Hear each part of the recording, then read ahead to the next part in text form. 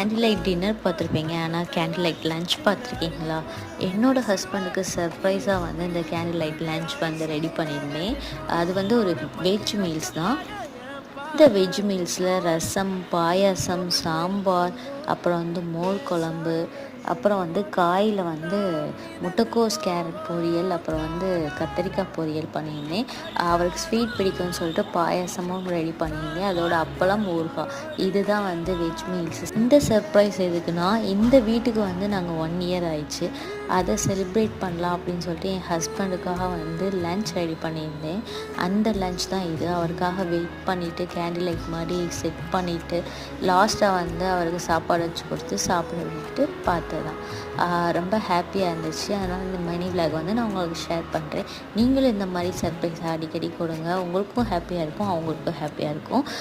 இதோட இந்த மினி விலாக்லேருந்து பாய் பாய், அஸ்ஸலாமு அலைக்கும் சொல்கிறேன்.